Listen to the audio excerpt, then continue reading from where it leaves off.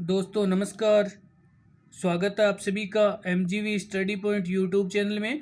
तो दोस्तों mix question series number 8 लेकर के उपस्थित है और 8 नंबर सीरीज है हिंदी की, जिसमें हिंदी की सीरीज है जिसमें एमसीक्यू टाइप के टोटल 15 क्वेश्चन है।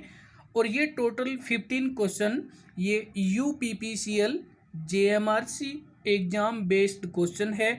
मोस्ट इम्पोर्टेंट क्वेश्चन है, पिछले एग्ज़ाम में आए हुए क्वेश्चन है। और ये रीट और टेट एग्ज़ाम के लिए भी हिंदी के एमसीक्यू टाइप 15 क्वेश्चन इम्पोर्टेंट है। और वैसे सभी एग्ज़ाम के लिए जिसमें हिंदी का सिलेबस होता है उन सभी एग्ज़ाम के लिए ये महत्वपूर्ण क्वेश्चन है। तो इस वीडियो को लास्ट तक ज़रूर देखें, लाइक शेयर करते रहें और अभी तक यूट्यूब चैनल को सब्सक्राइब नहीं किया तो ज़रूर सब्सक्राइब करें। और जिन्होंने सब्सक्राइब कर लिया उनको धन्यवाद। तो चलिए चलते हैं क्वेश्चन फर्स्ट की ओर। तो आज के हमारे हिंदी के क्वेश्चन फर्स्ट की ओर, हिंदी ऑनलाइन टेस्ट जो कि टेस्ट सीरीज 8 जिसमें एमजीवी स्टडी पॉइंट पे है। तो अब हम बात करेंगे क्वेश्चन फर्स्ट की। तो आज का हमारा जो क्वेश्चन फर्स्ट है ये आपके सामने स्क्रीन पे है। और क्वेश्चन फर्स्ट में पूछा जा रहा है कि सप्तऋषि का संधि विच्छेद होगा। तो यहाँ पे आपको दिया गया है कि जो सप्तऋषि है उसका संधि विच्छेद क्या होगा। तो यहाँ पे हमारा आंसर है ऑप्शन सप्त प्लस ऋषि। सप्त प्लस ऋषि ये सप्तऋषि का संधि विच्छेद है और ये हमारी गुण संधि है।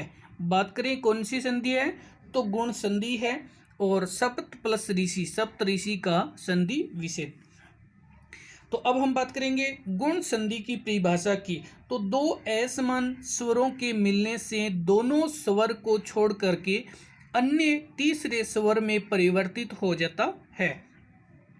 इसमें ए और आ, ए या आ के बाद में कोई ह्रस्व या दीर्घ स्वर आए तो इसमें से आगे जो परिवर्तन हो जाता है। तो आइए हम देखते हैं कि कौन कौन से इसमें परिवर्तन होते हैं। तो यहाँ पे जो ई और ई या तो वो छोटी बड़ी, यहाँ पे ए या आ, यानी ए और आ के बाद में छोटी या बड़ी कोई भी ई आए तो उसका ए बन जाता है। और ए आ के बाद में छोटा ऊ या बड़ा ऊ आए, यानी ए और आ के बाद में छोटा ऊ या बड़ा ऊ आए तो ये ओ बन जाता है। और इसी के बाद में आगे जैसे ए या आ के बाद में ऋषि आ जाए तो इसका बन जाता है अर। तो यहाँ पे जो सप्तऋषि हमारे पास जो ए प्लस आ और ऋषि अर बन जाता है और ये गुण संधि का उदाहरण है। चलते हैं बात करते हैं नेक्स्ट क्वेश्चन की। तो नेक्स्ट क्वेश्चन हमारे पास है स्क्रीन पे, क्वेश्चन नंबर 2। किस क्रमांक में समास का सही प्रयोग हुआ है। तो आपसे पूछा जा रहा है कि समास का सही प्रयोग। तो यहाँ पे हमारा ये क्वेश्चन है, तो इस क्वेश्चन में नहीं हुआ है, आपको नहीं वाला निकालना है कि सही प्रयोग नहीं हुआ है। कौन से में सही प्रयोग नहीं हुआ है, तो यहाँ पे हमारे पास है त्रिकाल, 3 कालों का राजा, ये समास का सही प्रयोग नहीं हुआ है। त्रिकाल का जो यहाँ पे अर्थ होता है 3 कालों का समूह है, राजा की बजाय यहाँ पे हो जाएगा समूह है। बाकी यहाँ पे सपरिवार, परिवार सहित, और ये बनता है अवयव भाव समास।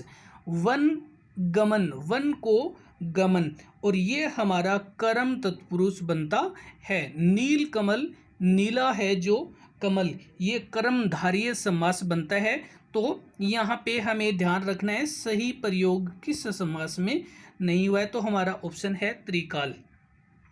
चलते बात कर लेते हैं अगले क्वेश्चन की। तो आगे हमारे पास क्वेश्चन नंबर है 3। क्वेश्चन 3 में कारक कितने प्रकार के होते हैं। तो आपसे यहाँ पे पूछे जा रहे कारक कितने प्रकार के होते हैं। तो कारक होते हैं 8 प्रकार के। 8 प्रकार के कारक होते हैं जो आप एमजीवी स्टडी पॉइंट में कारक का टॉपिक देख सकते हैं, उसमें अधिक डिटेल के लिए आप देख सकते हैं। और चलते हैं बात कर लेते हैं अगले क्वेश्चन की। तो आगे हमारे पास क्वेश्चन नंबर है 4। क्वेश्चन 4 में उत्कर्ष में प्रयुक्त उपसर्ग कौन सा है। तो यहाँ पे आपसे पूछा जा रहा है कि जो उत्कर्ष शब्द है इसमें उपसर्ग कौन सा है। इसमें उत उपसर्ग है और यहाँ पे बात करें तो ये वाला उत बनता है। तो यहाँ पे उत जो कि उत उपसर्ग है। और बात करें इसका उत का तो यहाँ पे इसका अर्थ होता है अधिक या अधिक, या हम कह सकते हैं इसका अर्थ होता है ऊपर। और चलते हैं इसी के साथ में अगले क्वेश्चन की बात कर लेते हैं। तो आगे हमारे पास क्वेश्चन नंबर है 5। क्वेश्चन 5 में आहट प्रत्यय से कौन सा शब्द नहीं बना है। आपको ध्यान रखना है यहाँ पे आहट प्रत्यय से जो शब्द नहीं बना है तो घबराहट और चिकनाहट ये दोनों बने हुए हैं। और आगे हमारे पास यहाँ पे जो कि ऑप्शन हमारे पास है कड़वाहट ये भी है, लेकिन ये थकाउट नहीं बना है तो हमारा आंसर है थकाउट। तो यहाँ पे जो कि आउट प्रत्यय ये जो कि थकावट। और चलते हैं अगले क्वेश्चन की ओर। तो बात कर लेते हैं आगे हमारे पास क्वेश्चन नंबर है 6। क्वेश्चन 6 में कौन सा शब्द संज्ञा शब्द से बना विशेषण नहीं है। तो यहाँ पे हमें बात कर रहे हैं कि सभी जो शब्द है वो संज्ञा विशेषण से बने हैं, लेकिन एक ऐसा शब्द है जो संज्ञा विशेषण से नहीं बना है। तो यहाँ पे चंबल। चंबल एक नदी का नाम है, व्यक्तिवाचक संज्ञा। जो चंबल है ये एक नदी का नाम है और ये व्यक्तिवाचक संज्ञा है। बाकी सभी ये जो लिखित है, रूपवान है, धार्मिक है, ये तीनों ही विशेषण है और संज्ञा से बने हैं। चलते हैं, वीडियो को लाइक शेयर करते रहें। बात कर लेते हैं अगले क्वेश्चन की। तो आगे हमारे पास क्वेश्चन नंबर है 7। तो क्वेश्चन 7 में अगर हम बात करें दूध में थोड़ी चीनी मिलाओ में कौन सा शब्द विशेषण है। आपको यहाँ कहा जा रहा है कि दूध में थोड़ी चीनी मिलाओ, तो इसमें विशेषण कौन सा है। यहाँ पे हमारा विशेषण है थोड़ी, और ये जो थोड़ी है ये विशेषण है परिमाणवाची विशेषण है। परिमाणवाची विशेषण की दूध में थोड़ी यानी इसमें मात्रा के आधार पे चीनी मिलाई जा रही है। और चलते हैं, बात कर लेते हैं अगले क्वेश्चन की। तो वीडियो को लाइक जरूर करें, शेयर भी करें, चैनल को सब्सक्राइब भी करें। क्वेश्चन 8, किस क्रमांक में विदेशी शब्द नहीं है। तो आज हम जो क्वेश्चन पूछे जा रहे हैं उसमें से हम ज़्यादा से ज़्यादा आपको कि शब्द मिले, तो इससे हमने पूछा है कि इनमें से कौन सा नहीं है, बाकी है। और यहाँ पे बाकी शब्द जो है सारे विदेशी शब्द है, लेकिन एक शब्द नहीं है। ये मयूर शब्द है, ये विदेशी शब्द नहीं है और ये तत्सम शब्द है। ये तत्सम शब्द है। बादाम, अगर हम बात करें कि बादाम, तो बादाम फारसी भाषा का शब्द है। बादाम फारसी शब्द है और ये एक विदेशी भाषा है। और आदमी अरबी भाषा का शब्द है। अरबी भाषा का शब्द है आदमी। और पेपर ये अंग्रेजी भाषा का शब्द है। तो चलते हैं इसी के साथ में अगले क्वेश्चन की ओर।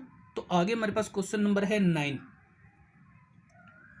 क्वेश्चन 9 में किस क्रमांक में विलोम शब्द का सही मेल नहीं है। बाकी जो विलोम शब्द है वो सही है, लेकिन एक क्रमांक में नहीं है। तो आपको देखना है कौन सा क्रमांक नहीं है। तो यहाँ पे हमारा ऑप्शन दोष। तो दोष का जो विलोम होता है वो होता है निर्दोष। दोष का जो विलोम होता है वो निर्दोष होता है। और निर्भय, इसका ये भय का विलोम होता है भय। और ये कपट निष्कपट हो गया, जन निर्जन हो गया, आगमन निगमन हो गया। लेकिन यहाँ पे दोष का निर्दोष होता है और निर्भय भय होता है। तो ऑप्शन दोष और निर्दोष ये सही विलोम का मेल नहीं है और यही हमारा आंसर है। और चलते हैं इसी के साथ में अगले क्वेश्चन की ओर। तो बात कर लेते हैं आगे हमारे पास क्वेश्चन नंबर है 10। क्वेश्चन 10 में किस क्रमांक में पर्यायवाची शब्द का मेल सही नहीं है। तो आपसे पूछा जा रहा है कि पर्यायवाची का मेल कौन सा सही नहीं है। तो यहाँ पे हमारे पास ऑप्शन नंबर पहला, जिसमें ये बयार और अनल ये तो है पवन के पर्यायवाची, लेकिन ये जो दामिनी दिया गया है ये है बिजली का। ये जो दामिनी है ये बिजली का पर्यायवाची है और यही हमारा आंसर है। बाकी आगे हम बात कर लेते हैं। ये रश्मि, कर और कला ये सभी है ये किरण के पर्यायवाची है। तीर, सर और नाराज ये है ये बाण के पर्यायवाची है, बाण के पर्यायवाची है। और आगे चलते हैं, बात कर लेते हैं जो हमारे पास एक और बचा है ऑप्शन। इसमें ये रूपक, रजत और रोपे ये चांदी के पर्यायवाची है, ये सभी चांदी के पर्यायवाची है। तो चलते हैं, बात कर लेते हैं अगले क्वेश्चन की। तो आगे हमारे पास क्वेश्चन नंबर है 11। क्वेश्चन 11 में कौन सा शब्द हमेशा बहुवचन ही प्रयुक्त होता है? तो आपसे पूछा जा रहा है कि इसमें ऐसा कौन सा शब्द है जो हमेशा लगभग बहुवचन रूप में रहता है? तो ये है प्राण। ये प्राण शब्द हमेशा बहुवचन में ही प्रयुक्त होता है। ये बाकी जो शब्द होते हैं ये सभी अपने आप में सिंगुलर, एक वचन और बहुवचन बनते रहते हैं। और चलते हैं अगले क्वेश्चन की ओर। तो आगे हमारे पास क्वेश्चन नंबर है 12। क्वेश्चन 12 में क्रिया कितने प्रकार की होती है? तो यहाँ पे हम बात कर रहे हैं क्रिया की। और क्रिया कितने प्रकार की होती है? तो क्रिया 2 प्रकार की होती है। तो क्रिया 2 प्रकार की होती है। एक क्रिया होती है सहकर्मक क्रिया और दूसरी होती है अकर्मक क्रिया। अब सहकर्मक क्रिया जिसमें क्रिया के साथ प्रत्यक्ष या अप्रत्यक्ष रूप से कर्म होता है और इसकी पहचान जब हम क्या से प्रश्न करते हैं तो जो उत्तर प्राप्त होता है वही क्रिया होती है और वही उस क्रिया का कर्म होता है।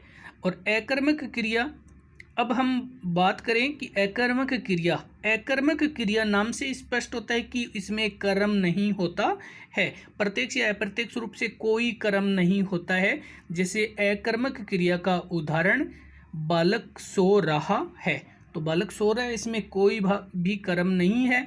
लेकिन सकर्मक का जो उदाहरण देखें तो इसमें मोहन पत्र लिखता है, तो यहाँ पे कर्म क्या लिखता है?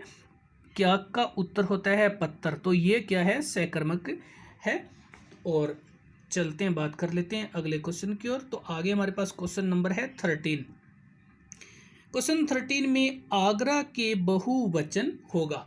आगरा जो शब्द है उसका बहुवचन क्या होगा? तो यहाँ पे हमारा ऑप्शन है इनमें से कोई नहीं। आगरा शब्द है इसका बहुवचन और एक वचन ये अपने आप में ही है, इसका कोई भी बहुवचन नहीं होगा। ये अपने आप में ही एक वचन और बहुवचन है। और चलते हैं, बात कर लेते हैं अगले क्वेश्चन की ओर।